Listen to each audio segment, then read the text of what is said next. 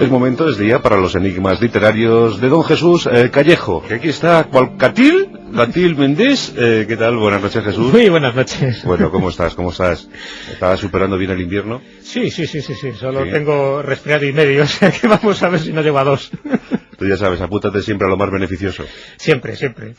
Pero vamos, en este caso no sé cuál es, porque como hay que saber qué cepa es la que supera y cuál es la otra cepa que me falta por pasar, sí. Tanta cepa de gripe que no es un problema. Yo no sé si el personaje que vamos a traer esta noche a nuestra antena era un personaje pues gafado, era un personaje diplomático, era un personaje casquivano, era un personaje montaraz.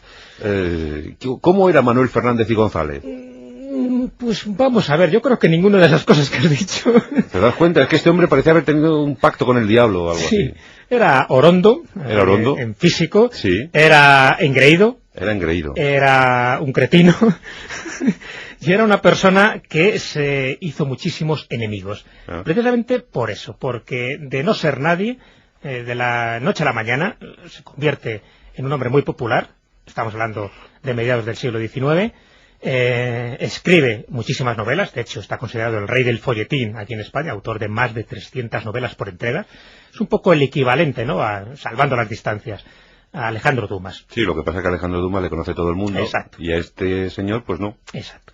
Pero es el equivalente también en otra cosa, ya no solo en que escribía folletines, pues como podía estar tomando sopa, sino que él también se rodeó de unos cuantos negros literarios.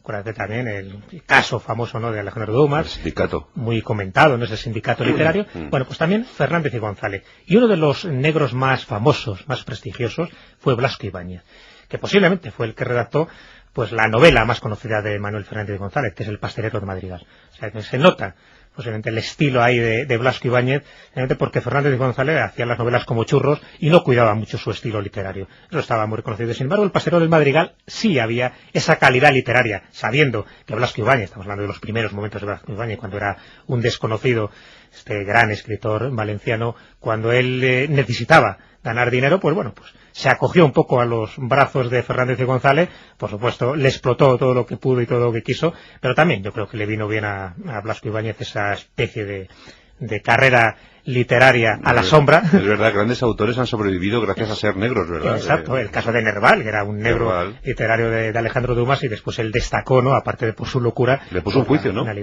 No fue Nerval. Ah, no fue Nerval. No fue Nerval. Nerval, el hombre bastante tenía con esa locura cíclica, ¿no?, esos momentos de depresión y de euforia, y al final estaba más en otro tipo de películas, de aventuras, y encima más cuando se le muere su amada, ¿no?, su novia, y eso le desquició todavía mucho más.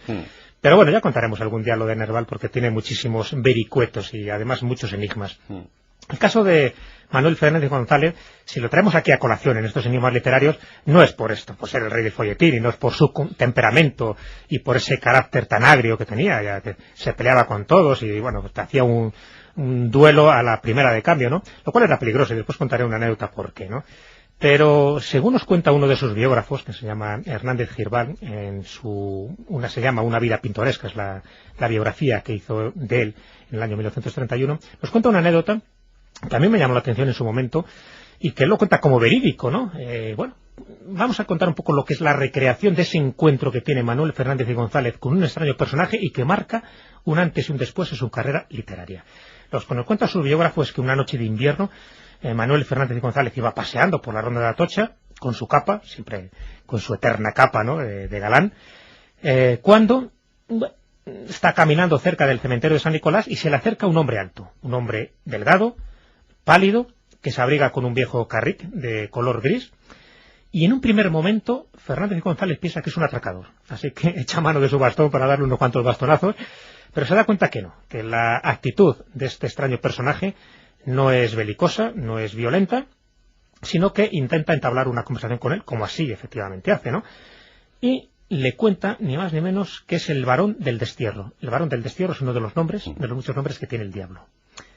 Desde el primer momento ya empieza a darse cuenta de que, bueno, este hombre es alguien extraño, no le quiere atracar, pero que le quiere proponer algo. Y efectivamente le propone que haga una novela que, si acepta su sugerencia y el argumento que le va a proporcionar, le va a hacer inmensamente rico. Bueno, ¿para qué más?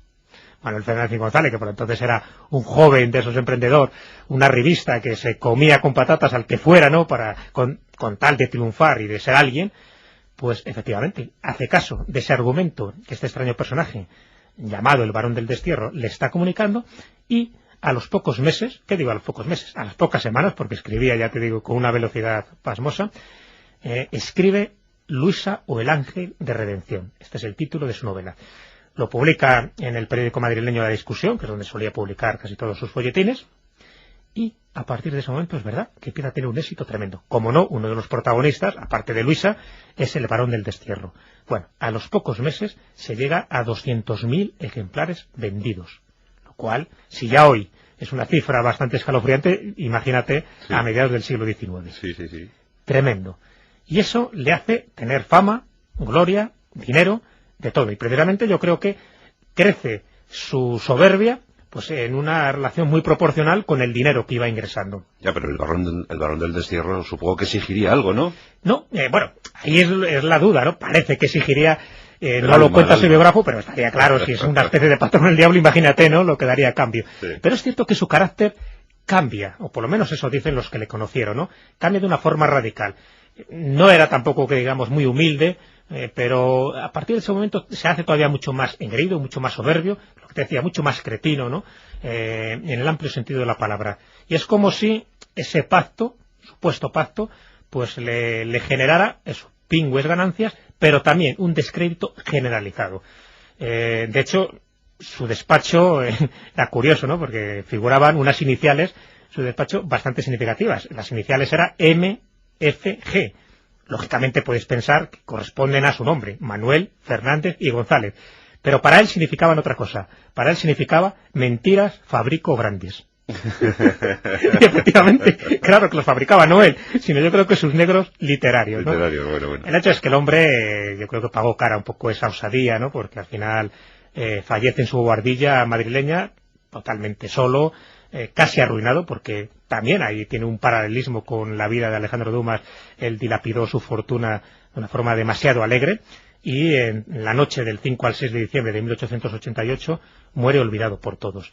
Pero claro, este hombre tuvo muchísimas anécdotas a lo largo de su vida, las protagonizó siempre después de este incidente que tiene y después de publicar esta novela, Luisa o el Ángel de Redención. Y siempre todos los incidentes que tiene están relacionados con su carácter, ese carácter que se le cambió, se le acentuó de una forma tan dramática casi después de ese encuentro con el Barón del Destierro. Por ejemplo, un día no se publica el folletín en el periódico, ya sabes que eran entregas periódicas, no se publica en el periódico La Discusión, y Manuel Fernández y González se va, hecho un energúmeno, hecho un basilisco, a la redacción y pregunta por el director, que por entonces se llamaba Nicolás María Rivero. Al decirle los empleados que no estaba, grita: no sabe con quién está hablando. ¿Con quién está hablando? Pero todavía es peor. No, bueno, usted no sabe con quién está hablando. Se pensaba, es verdad, que era un personaje tan socorrida del acervo español. Y lo que no sabía es que iba a morir en el olvido. No. Una de las cosas que dice, aparte de no sabe con quién está usted hablando, es: ¿no sabe que esto es como dejar a Madrid sin pan? Dice, si él gobierna aquí, dice, le comenta un poco al empleado, ¿no?, refiriéndose al director, dice, si él gobierna aquí por su talento, más talento que yo, dice, no tiene nadie. O sea, no tenía ningún tipo de problema en decir este tipo de frases, de afirmaciones. No, estaba sobrado. Estaba sobrado, por eso se iba creando enemigos, ¿no? Hasta el punto de que cuando él muere, ya digo, en diciembre de 1888, se le hace un epitafio que no figura en su lápida, pero un epitafio de esos irónicos, de uno de los poetas contemporáneos suyo, que era Marcos Zapata, y que yo creo que resume en parte un poco la personalidad de Manuel Fernández y González. Este epitafio decía: en esta fosa cristiana reposa el mayor portento, de inspiración, de talento y de vanidad humana. Manuel Fernández y González, un escritor de folletines que en el siglo XIX, según dice la leyenda popular, llegó a negociar algo oscuro, algo soterrado, con el mismísimo Barón del Destierro. Con el Barón del Destierro, ahí está, uno de esos nombres del diablo, una novela inencontrable, por cierto, porque escribió tantas que prácticamente ahora solo es conocido por El Pastero del Madrigal. Pero ¿qué hay de cierto? ¿Qué no hay de cierto? No lo sabemos. Desde luego yo recojo ese testimonio de su biógrafo, de Hernández Girbal. Ahí queda un poco esa duda, pero es cierto que por lo menos su carácter cambió, y cambió de una forma muy diferente a lo que se pensaba. Pues nada, don Jesús de Callejo, vamos a ponernos estas capas que he traído y salgamos a las afueras. Al encuentro. Al encuentro con el varón, a ver que, por lo menos por curiosidad, ¿no? Sí, ya sabes, Ronda de Atocha, tenemos que ir acerca de las tapias del cementerio San Nicolás. Sí, y a ver qué ofrece. Y a ver